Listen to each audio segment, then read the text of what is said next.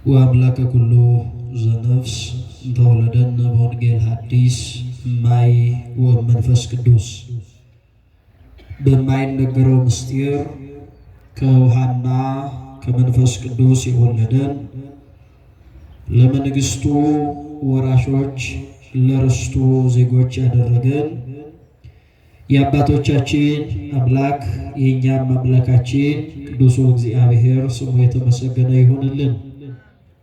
በስመ አብ ወወልድ ወመንፈስ ቅዱስ አሐዱ አምላክ አሜን። ክርስቶስ ተንሥአ እሙታን አሰሮ ለሰይጣን ሰላም ኮነ። ክቡር አባታችን መላከ ሰላም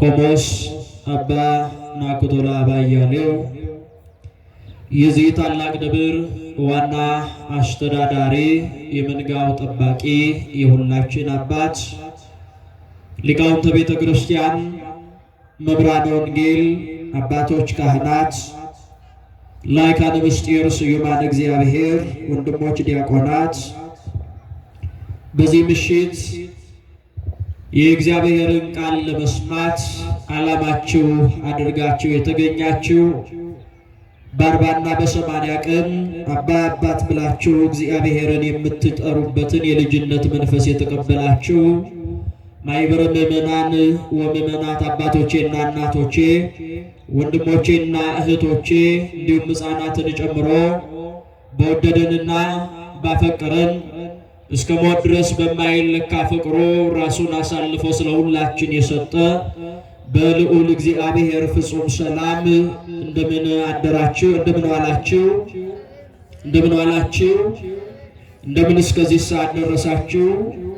ምስጋና አምልኮ የባህሪ ገንዘቡ የሚሆን ሞታችንን በሞቱ ገድሎ ትንሣኤያችንን በትንሣኤው ያበሰረ የትንሣኤያችን በኩር የእምነታችን ራስና ፈጻሚ የአብ ልጅ በመለኮቱ የድንግል ማርያም ልጅ በትስብእቱ ወልደ አብ ወልደ ማርያም አምላካችን መድኃኒታችን ኢየሱስ ክርስቶስ ክብርና ምስጋና ይግባው።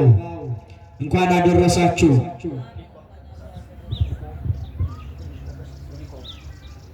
እንኳን አደረሳችሁ።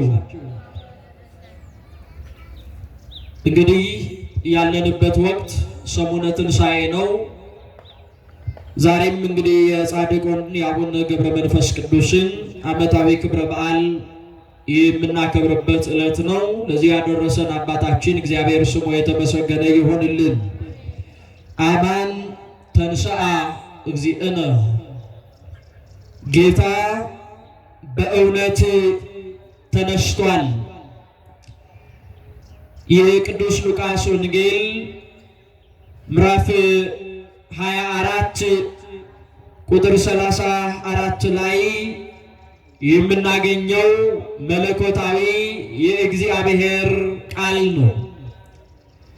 ቃሉ ሲነገር የማይወድ ጸላኤ ሰናያት ዲያብሎስ እንዲያፍር፣ በቃሉ አምላካችን እንዲከብር ሁላችን ቃላችንን አሰምተን እንናገራለን። ጌታ በሉ ተናገሩ ሁላችሁም። ጌታ በእውነት ተነስቷል።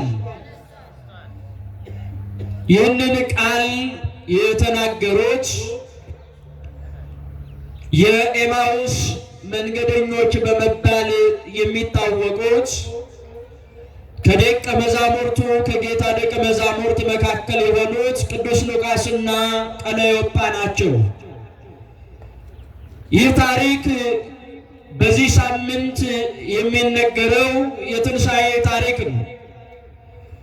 ሁላችሁ ሲነገር እንደከረመውና እንደሰማችሁት ጌታችን አምላካችን መድኃኒታችን ኢየሱስ ክርስቶስ በነቢያት አድሮ እንደተናገረው በነቢያት አፍ እንዳናገረው የሁላችንን በደል በመስቀል ላይ ተሸክሞ ሞታችንን ሞቶ የገዛንን ባርነት ላይ የጣለንን ዲያብሎስን ለመጣል ወደ ሞት ወርዶ በነቢያት አፍ እንደተናገረው በሦስተኛው ቀን ከሙታን መካከል ተነስቷል። ይህንንም ለቅዱሳን ደቀ መዛሙርት በተለያዩ ጊዜያት እጅግ በብዙ አይነት መንገድ ሁለትም እየሆኑ በህብረትም እያሉ ተገልጦላቸዋል። ልብ አድርጋችሁ ይህንን ቃል ተመልከቱ። ጌታችን ኢየሱስ ክርስቶስ ትንሣኤውን በቅድሚያ የገለጠላቸው ሴቶች ነበሩ። ለደቀ መዛሙርቱ አልገለጠም። ከደቀ መዛሙርቱ መካከል ሊቀ ሐዋርያት ለነበረው ለጴጥሮስ ቀድሞ አልታየውም። ረድዛ ፈቅሮ ለተባለው ጌታ የወደው የነበረ እየተባለ በወንጌል ስሙ የተጠቀሰው ቅዱስ ዮሐንስም እስከ መስቀል ድረስ ተከትሎት በቅድሚያ ትንሣኤውን አልተመለከተም። ይሄ ስለ ብዙ ምክንያት ነው። የመጀመሪያውና ዋነኛው ነገር ምንድነው ብለን ስንመለከት ለክፋት የማያርፉ አይሁድ ጸሐፍት ፈሪሳውያን ስለ ክርስቶስ ትንሣኤ የሚናገሩት አንድ ንግግር ነበረ። ይህም ቃል እስካሁን ድረስ የአይሁዳውያን መጠቀሚያ ቃል ነው። ይሄ ክርስቶስ የሚሉት ኢየሱስ ደቀ መዛሙርቱ እንደሚናገሩት ከሆነ በሦስተኛው ቀን እነሳለሁ ብሏል ይሉ ነበረ። በስንተኛው ቀን እነሳለሁ? በስንተኛው ቀን እነሳለሁ? በሦስተኛው ቀን እነሳለሁ ብሎ ነበር ይላል። ታዲያ ደቀ መዛሙርቱ ሥጋዊን ከመቃብር ሰርቀው ጌታችን ተነስቷል ብለው እንዳያውጁ ብለው በመቃብር ላይ ጠባቂዎችን እንዳኖሩ ቅዱስ መጽሐፍ ይነግረናል። ከሞተ በኋላ እንዳይነሳ የተጠበቀው የኔና የእናንተ ጌታ መድኃኔዓለም ኢየሱስ ክርስቶስ ብቻ ነው። ክብር ለስሙ ይሁንልን፣ ክብር ለስሙ ይሁንልን። ታዲያ ጌታችንም ይህንን ትንሣኤ አስቀድሞ ለደቀ መዛሙርት ያልገለጸላቸው የመጀመሪያው ምክንያት ስለዚህ ነው። ለደቀ መዛሙርቱ ገልጦላቸው ቢሆን ኖሮ አይሁዳውያን እንደተናገሩት የጌታ ትንሣኤ ግልጥ ሆነ ሳይሆን የሚባለው ደቀ መዛሙርቱ የጌታን ሥጋ ሰርቀው ተነስቷል ብለው ያወጃሉ ብሎ ይወራ ነበር። ስለዚህና ስለ ብዙ ምክንያቶች ቀድሞ ሴቶች ተመልክተዋል ትንሣኤው። ከዛ በኋላም ለደቀ መዛሙርቱ 2-3 እየሆኑ በህብረትም እየሆኑ ለደቀ መዛሙርቱ ጌታችን ተገልጦላቸዋል። ታዲያ ከደቀ መዛሙርቱ 2ቱ ማለትም ቅዱስ ሉቃስና ቀለዮጳ ሲነገርም እንደከረመው በወንጌልም እንደሰማችሁት ወደ ኤማውስ ወደምትባል ከኢየሩሳሌም ከተማ የሰላም ከተማ ከተባለችው የንጉሱ ከተማ ከተባለችው ከኢየሩሳሌም 12 ኪሎ ሜትር ወደምትርቅ ወደ ኤማውስ መንደር ወደ ቀደመ ግብራቸው ይመለሱ ነበር ይለናል። ታሪኩ ሲተረክ ቆይቷል።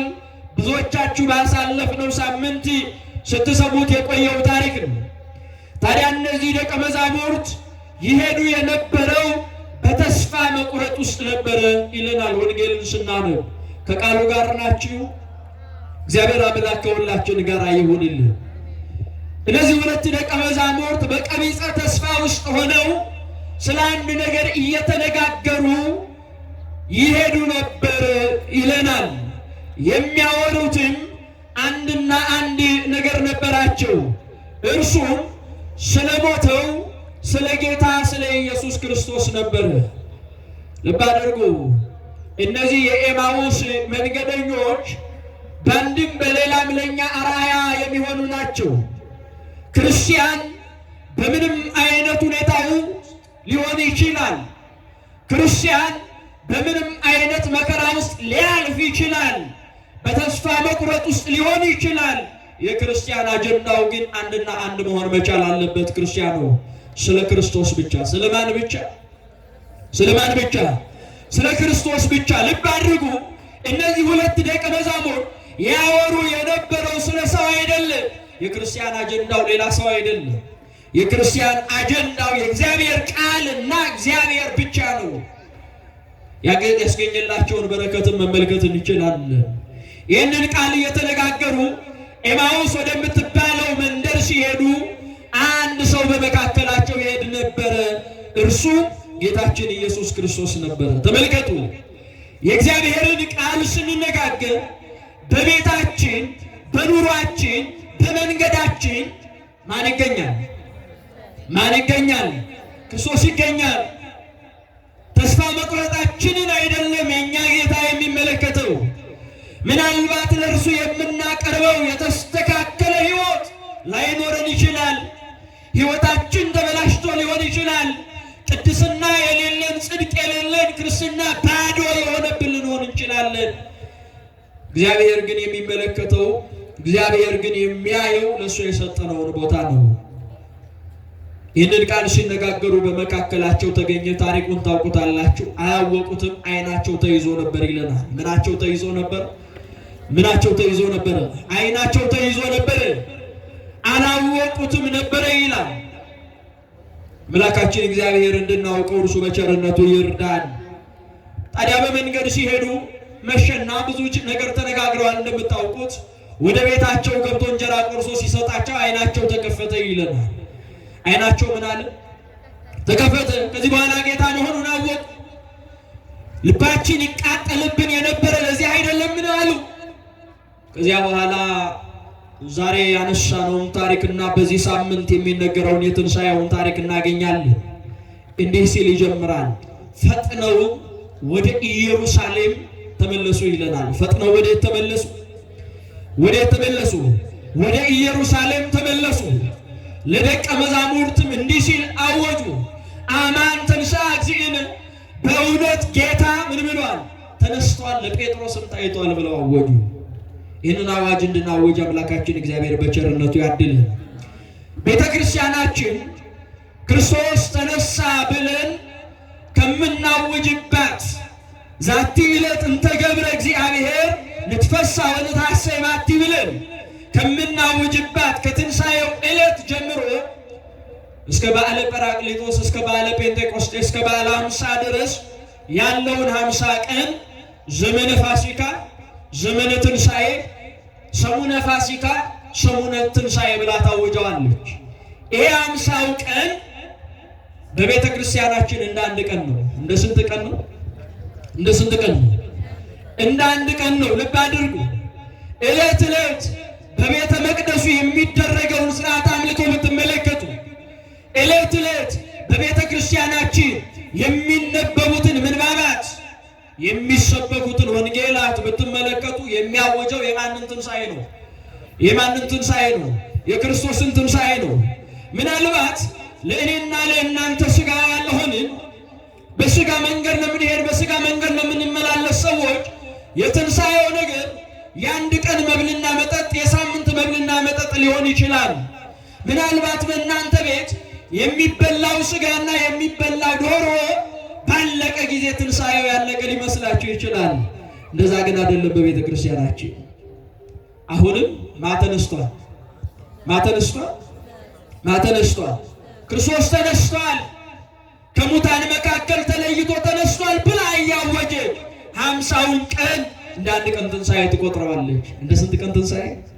እንደ ስንት ቀን ትንሣኤ? እንደ አንድ ቀን ትንሣኤ። ወገኖቼ የክርስቶስን ትንሣኤ መረዳት ካልቻልን በእውነትም ክርስትናችን ዘግቶብናል ማለት ነው። ለዛ ነው ቤተ ክርስቲያናችን የምታስተምረው እንዳስተምራለ ክርስቲያኖች ዕለት ዕለት በዚህ በዓለ ሃምሳ በሚገናኙበት ወቅት በዓለም አቀፍ ቤተ ክርስቲያን ደረጃ የክርስቶስን ትንሣኤ የሚያውጅ ሰላምታ አላቸው። ክርስቶስ ከሙታን መካከል ተነስቷል እያለን። ክርስቶስ ከምን መካከል ተነስቷል? የክርስቲያን ሰላምታው በዚህ ወቅት ሰላም ነው፣ እንዴት ነህ፣ እንዴት ነሽ አይደለም።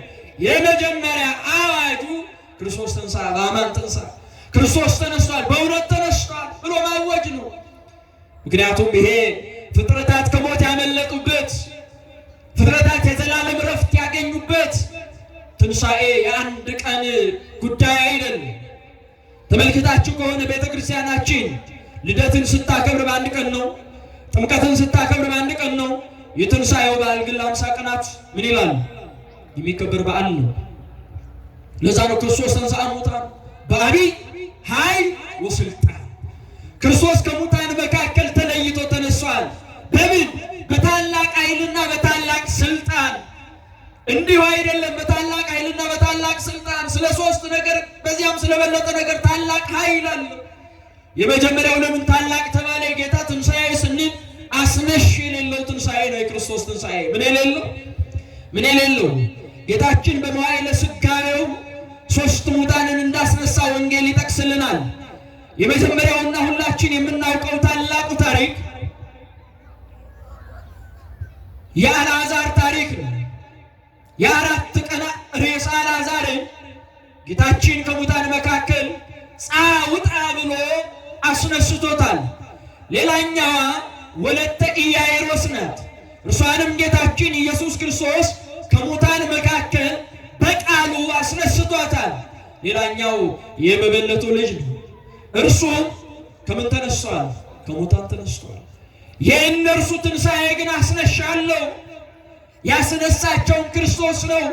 ክርስቶስ ግን ከሙታን መካከል ተለይቶ ሲነሳ በታላቅ ኃይልና በታላቅ ስልጣን ተነሳ እንጂ አስነሽ የለውም። ክብር ምስጋና ለአምላካችን ይሁንልን። ይህ ብቻ አይደለም። የክርስቶስ ትንሣኤ ታላቅ የተባለበት ሌላኛው ምክንያት የክርስቶስን ትንሣኤ ታላቅ ያስባለው ምክንያት ዳግም ሞት የሌለበት ትንሣኤ ነው። እንዴት አደራችሁ? ከቃሉ ጋር ናችሁ? እግዚአብሔር አምላክ ከሁላችን ጋር ይሁንልን። ዳግም ሞት የሌለበት ትንሣኤ ነው። አልዓዛር ቢነሳ ዳግመኛ ይሞታል። ወለተ ኢያኢሮስ ከመቃብር ብትነሳ ዳግመኛ ትሞታለህ። ክርስቶስ ግን የተነሳው በታላቅ ኃይልና ስልጣን ነው። ዳግመኛ ላይሞት ሞታችንን ሊገድል ክርስቶስ ከሙታን መካከል በታላቅ ኃይልና ስልጣን ተነስቷል። ክብር ምስጋና ለአምላካችን ይሁንልን። ሌላኛው ሁላችን እንነሳለን፣ ሁሉም በየተራው ይሆናል ብሎ ሐዋርያው ቅዱስ ጳውሎስ በቆሮንቶስ መልእክቱ አንደኛይቱ ምዕራፍ 15 ላይ እንደተናገረ ሁላችን ከሙታን መካከል እንነሳለን። ነገር ግን እኛ ስንነሳ ትንሣኤ ዘጉባኤ የሚባለውን ዕለት እንጠብቃለን። የክርስቶስ ትንሣኤ ግን እንደዛ አይደለም። ራሱ በመረጣት እግዚአብሔር የሰራት ዕለት በተባለ በክርስቲያኖች ሰንበት በጌታ ቀን ክርስቶስ ከሙታን መካከል ተነስቷል። ስለነዚህ ምክንያቶች የክርስቶስን ትንሣኤ ስናወጅ በአቢይ ኃይል ወስልጣን እንላለን። በታላቅ ኃይልና ስልጣን በሰላምታችን እናስከትልና አሰሮ ለሰይጣንን በሉ እስቲ ሁላችሁ አሰረው። ለ5500 ዘመናት ያክል የሰውን ልጅ በባርነት ቀንበር ይዞ ይገዛ ነበር። አዳምና ሔዋንን ባሪያ አድርጎ የኖረውን ሰይጣንን ክርስቶስ ያሰረው በትንሣኤው ነው። በዚህ በትምህርተ ቡሐት ጸሎታችን ላይ እንዲህ ይላል፣ መኑ ሥጋ ለቢሶ ዘሞአኒ፣ ሥጋ ለብሶ ድል ያደረገኝ እርሱ ማን ነው እስኪል ድረስ በሞተ ሥጋ ላይ ሞተ ነፍስን፣ በርደተ መቃብር ላይ ርደተ ገሃነመ እሳት ርደተ ሲኦል በሰው ልጅ ላይ አምጥቶ የነበረውን ጸላኤ ሰናያት ዲያብሎስን ያሰረበት ነው የክርስቶስ ትንሣኤ። ወገኖቼ ለዛ ነው ቅዱስ ጳውሎስ ሞት ሆይ መውጊያህ የት አለ? ሲኦል ሆይ ድል መንሳትህ ወዴት አለ ብሎ የተናገረው።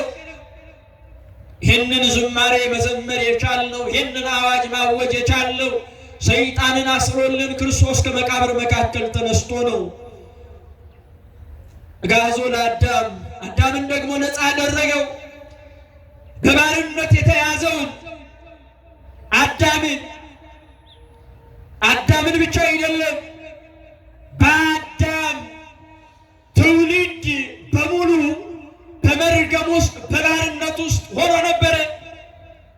ቅዱሳን የምንላቸው ጻድቃን የምንላቸው ፀሐይን በገባዖን ሰማይ እንኳን እስከ ማቆም ድረስ የቻሉ እግዚአብሔርን ያክል ጌታ በሦስትነቱ በአንድነቱ በቤታቸው የተገለጠላቸው ከእግዚአብሔር ከ500 ጊዜ በላይ የተነጋገሩ እነ ኢያሱ እነ አብርሃም እነ ሙሴ ሰይጣንን ማሰር አልቻሉም። አዳምን ነፃ ማውጣት አልቻሉም።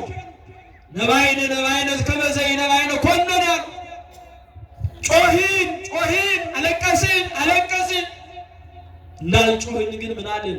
ተቆጠረ። ወገኖቼ የዲያብሎስ ባሪያ መሆን በጣም አስቸጋሪ ነው። እግዚአብሔር ለመላእክቱ እንዲህ ይላቸው ነበር ይላል። አብርሃም ወዳጄን ተመለከታችሁት ይላቸው ነበር ለመላእክቱ። አርከ እግዚአብሔር ተብለው የእግዚአብሔር ወዳጅ ተብለው አዳምን ነፃ ማውጣት አልቻለውም ነበር። ታዲያ ስለ መሲሁ ብዙ ትንቢትን ሲናገሩ ቆይተው ነበር።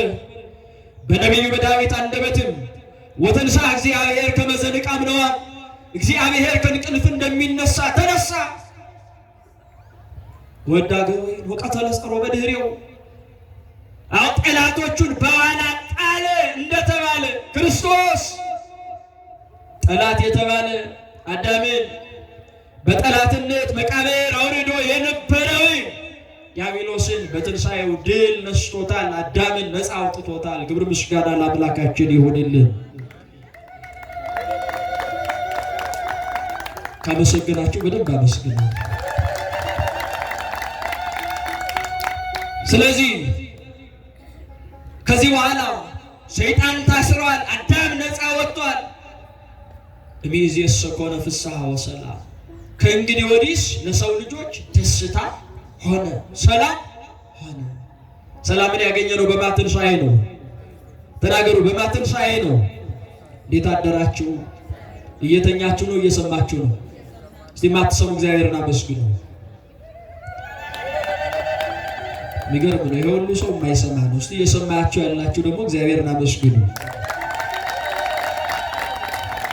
የሚሰማው ስለሚበልጥ ከሚሰሙት ጋር እንማማራለን። እግዚአብሔር ሁላችንን ያስተምረን። ስለዚህ እንዲህ ያለውን ዕረፍተ ነፍስ የተገኘበትን የትንሣኤ በዓል ቤተክርስቲያናችን 50 ቀን ሙሉ ታከብረዋለች። በዚህ በ50 ቀን ረቡዕና ዓርብ እየጾማችሁ ነው? እየጾማችሁ ነው? ለምንድን ነው የማንጾመው? ልብ አድርጉ። ረቡዕና ዓርብ አንጾምም። ስግደትና የተለያዩ ድካም የሚያመጡ ጸሎቶች በዚህ በበዓለ ሃምሳ አይካሄዱም። ለምን መሰላችሁ? በዚህ ወቅት ቤተክርስቲያናችን በሰማያት የምንኖረው ሕይወት መታሰቢያ የምታደርግበት ዕለት ነው። ቤት የምንኖረው በሰማያት የምንኖረው መራብ መጠማት የሌለበትን ምስጋናችን ከመላእክቱ ጋር አንድ የሚሆንበትን በአዲስ ሥርዓተ ሕይወት የምንመላለስበትን ረፍተ ነፍስ ያገኘንበትን የሰማዩን መንግስት በምልአት ስለምትሰብክ ነው። ለዛ ነው በበዓለ ሃምሳ ደስታ እንዲደረግ ሰለስቱ ምዕት ያዛሉ። ደስታችን ግን ልታስተውሉ የምፈልገው ነገር ደስታችን ግን ስጋዊ መሆን የለበትም። ምናዊ መሆን የለበትም። ምናዊ መሆን የለበትም። እሱ መንፈሳዊ መሆን አለበት። የማንም ትንሣኤ እያሰብን አዎ የክርስቶስን ትንሣኤ እያሰብን ቅዱስ ያሬድ ይህንን የትንሣኤ ዕለት እንዲህ ሲል ይገልጠዋል። ዛቲ ዕለት አባይ ፋሲካ ተስካረ ትንሣኤው ለመድኃኒነ ይለዋል። ይህች ዕለት ጌታ የተነሳባት ዕለት አባይ ፋሲካ ታላቅ ፋሲካ ናት። ፋሲካ ማለት ቃሉ ፖሳ የሚለውን የዕብራይስጡን ቃል ይይዝልናል። ማለፍ መሻገር ማለት ነው። በግዕዙ ማይዶት እንደምንለው ማረፍ መሻገር ወደ ዕረፍት መግባትን የሚለውን ቃል ይይዝልናል። ይሄ የትንሣኤ በዓል ፍጥረታት ከሞት ወደ ሕይወት፣ ከጨለማ ወደ ብርሃን፣ ከባርነት ወደ ልጅነት፣ ከሐሳር ወደ ክብር ያለፍንበት ስለሆነ ይሄ የትንሣኤ በዓል ለእኛ ፋሲካችን ነው። እስቲ በሉ ለእኛ ምናችን ነው? ለእኛ ምናችን ነው? የመልካ ኢየሱሱ ደራሲ እንዲህ ሲል እንደተናገረው በዓለ ትንሣኤ ፋሲካ ነዝንቱ እስመ ሥርዓቱ ለእስራኤል ውእቱ። ይሄ የክርስቶስ ትንሣኤ ለእኛ ፋሲካችን ነው። እስመ ሥርዓቱ ለእስራኤል ውእቱ እስራኤላውያን በሥርዓታቸው ደንግገው እንደሚያከብሩት የክርስቶስም ትንሣኤ ለእኛ ምናችን ነው? ለእኛ ምናችን ነው? እንዴት አደራችሁ? ተኛችሁ እንዴ? ለእኛ ምናችን ነው? ፋሲካችን ነው። እስራኤላውያን ትንሽ ሆነ ትልቅ እያንዳንዳቸው ፋሲካን ያገብሩ ዘንድ ግድ አለባቸው። ይሄ ፋሲካ ከሞት ያመለጡበት እግዚአብሔር እነርሱን በ9 ተአምራት በ10ኛ ሞተ በኩ በ11ኛ ስጥመተ ኤርትራ ግብፃውያንን ረድቶ ፈርዖንንና ሰራዊቱን በኤርትራ ባህር በቀይ ባህር ጥሎ እስራኤላውያንን ማርና ወተት የምታፈልቅ ወደ ተባለችው ምድረ ከነዓን ወደ ኢየሩሳሌም የተስፋይቱን ምድር ያወረሰበት ከባርነት የወጡበት በዓል ስለሆነ በኦሪት ዘጸአት ምዕራፍ 12 ላይ እያንዳንዳችሁ ለቤታችሁ የምትጨርሱትን ያክል በግ ገዝታችሁ ብሉ ብሎ እንዳዘዘላቸው በጉንም ደሙን ወስደው በጉባናቸውና በመቃናቸው እንዲቀቡ አዞ የፋሲካን በዓል እንዲያከብሩ በዚህ በኦሪት ዘጸአት ምዕራፍ 12 ላይ እናገኘዋለን። የአዲስ ኪዳን ፋሲካ ግን ጠቦት ወይም በግ አይደለም ወገኖቼ። የአዲስ ኪዳን ፋሲካችን ክርስቶስ ነው። ፋሲካችን ማን ነው? ፋሲካችን ማን ነው? ቅዱስ ጳውሎስ እንደተናገረ ነው። ፋሲካችን ክርስቶስ ምን ብሏል? ታርዷል። ዛሬ ላይ የምንቀባው ደም የለንም። የምንቀባው ደም የክርስቶስ ደም ነው። ጉበንና መቃን በተባለ በሕይወታችን ላይ አድርገን የምንመሰክርበት ደም የክርስቶስ ደም ነው። እስራኤላውያን ስለ ፋሲካ ሲነሳ ለነሱ ቀላል ነገር አይደለም። ለዛ ነው እስመ ሥርዓቱ ፋሲካችን ነው ብሎ ያዘዘው። ለዛ ነው ከሞት ወደ ሕይወት ያለፍንበት ነገር ወገኖቼ ቀላል ነገር አይደለም። ከባርነት ወደ ልጅነት ያለፍንበት ነገር ቀላል አይደለም። ፋሲካችን ክርስቶስ ታርዷል እንደሚል ክርስቲያኖች የፋሲካውን በዓል ሲያከብሩ ማሰብ ያለባቸው ክርስቶስን ማሰብ ያለባቸው የተከፈለላቸውን ዋጋ መሆን መቻል አለበት። ዓርብ ብቻ መተን ተሰብስበን ምንጣፍ ዘርግተን እብድ የሚያክል ጅባ አንጥፈን ሰግደን የክርስቶስን መከራ አሰብን ማለት አይደለም ወገኖቼ። የክርስቶስ መከራ፣ የክርስቶስ ሕማም፣ የክርስቶስ ትንሣኤ ዕለት ዕለት የሚታወጅ አዋጅ ነው። ዕለት ዕለት ምን የሚል አዋጅ ነው? እዛ ነው ቤተክርስቲያናችን ክርስቶስን በአካል ከምታስተናግድበት ሥርዓተ አምልኮ መካከል በሥርዓተ ቅዳሴ ላይ እንዲላል ንዜኑ ሞተከ እግዚኦ፣ አቤቱ ሞትህን እንናገራለን። ሞት እኮ የተሸናፊነት ምልክት ነው። ነገር ግን በእኛ ጌታ በእኛ አምላክ በጌታ በኢየሱስ ክርስቶስ ሞት ድል ስለተደረገ ቤተ ክርስቲያናችን እንዲህ ትላለች፣ ንዜኑ ሞተከ እግዚኦ፣ አቤቱ ሞትህን እንናገራለን። የሞተው ተሸንፎ አይደለማ፣ የሁላችንንም ሞት ይዞ ነው የሞተው ክርስቶስ። የሁላችንንም ምን ይዞ እንዲህ ተብሎ እንደተናገረ በዚህ በጴጥሮስ መልእክት በአንደኛይቱ ምዕራፍ 2 ላይ እንዲህ አለ፣ በእንተ ኃጣውኢነ ውእቱ ተሰቅለ ዲበ ዕፅ በሥጋሁ። አሁን ስለኛ ስለ ኃጢአታችን ስለ በደላችን ክርስቶስ እርሱ ተሰቅለ ዲበ ዕፅ በሥጋሁ፣ በመስቀል ላይ በሥጋው ኃጢአታችንን ተሸክሞ ተሰቀላለ። ምናችንን ተሸክሞ ኃጢአታችንን በደላችንን ተሸክሞ መከራችንን ወስዶ ጌታችን ኢየሱስ ክርስቶስ በመስቀል ላይ ክብርት የሆነች ነፍሱን ከክቡር ሥጋው ለየ። ወደ መቃብር ሞታችንን ይዞት ወረደ። ቅዱስ ኤፍሬም ማር ኤፍሬም በዚህ በውዳሴ ማርያም ጸሎቱ ላይ እንዲህ ብሎ እንደተናገረ እንዲህ አለ፣ ዘዚአነ ሞተ ነሣ ወእንቲአሁ ሕይወተ ወሀበን። የኛን ሞት ወሰደ፣ እርሱ ሞተ። ባካችሁ ክርስቲያኖች የክርስቶስ መከራ የክርስቶስ ነገር ሲነገር እንደ ቀልድ እንዳናየው። መከራው መከራችን፣ የተሰቃየው ስቃይ የኛ ስቃይ ነው። ክርስትና የተመሰረተበት የክርስቶስ ደም ነው። ዘዚአነ ሞተ ነሳ፣ የኛን ሞት ወሰደ፣ የኛን ሞት ሞተ። ወንቲያው ወተዋመን፣ የእርሱን ሕይወት ደግሞ ክርስቶስ ለኛ ለሁላችን ምን አለን? ሰጠን። ለሁላችን ምን አለን? ሰጠን። ስለዚህ ቤተ ክርስቲያናችን ዕለት ዕለት ታውጀዋለች።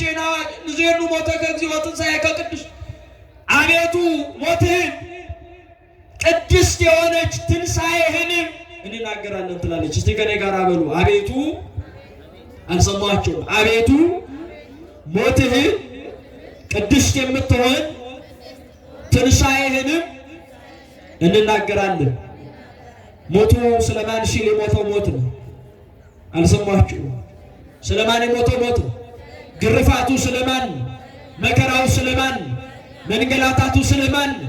ይህንን ያደረገ አምላካችን እግዚአብሔር ክብር ለስሙ ይሁንልን። አዎ በሞቱ ሰዓሮ ለሞት እንደሚል መጽሐፍ በሞቱ ሞታችንን ሻረው፣ በደላችንን ደመሰሰው፣ ኃጢአታችንን አጠበው። ዋጋ ነበረብን። አዳም የተፈረደበት የሞት ፍርድ በክርስቶስ ሞት ጠፋ። ዕዳችንን በደላችንን በሞቱ ከፈለው። ዕዳችን መከፈል ብቻ አይደለም፣ በትንሣኤው ደግሞ ባለጠጎች አደረገን። ምኖች አደረገን? ባለጠጎች አደረገን። ባለጠጎች አደረገን። የዘላለማዊ ሕይወት ባለቤት፣ የሰማያዊ ርስት ባለቤት፣ በአዲስ ሕይወት የምንመላለስበት ባለቤት። እስራኤላውያን የፋሲካን በዓል ሲያከብሩ የኋላውን ትተው የፊቱን እየፈለጉ እንደሄዱ አሁንም እኛ ምድራዊውን ንቀን ምድራዊውን ትተን ሰማያዊውን መንግሥት እያሰብን በዚች በድንኳን ምድር ላይ በዚች ነገ እንኳን ትኑር አትኑር በማናቀው ምድር ላይ እግዚአብሔርን ክርስቶስን እየመሰከርን እንኖራለን። ዕለት ዕለት ቤተ ክርስቲያናችን 50 ቀን ሙሉ ይህንን ትንሣኤ የምታስበው ለዚህ ነው። ወገኖቼ እናስተውል። የትንሣኤው ነገር የአንድ ቀን መብልና መጠጥ ከሆነብን ገና ክርስትናው አልገባንምና ወደ ራሳችን እንመልከት። ትንሣኤውን የገለጠ የትንሣኤያችን በኩር የሆነ ክርስቶስ ስሙ ለዘላለም የተመሰገነ ይሁንልን።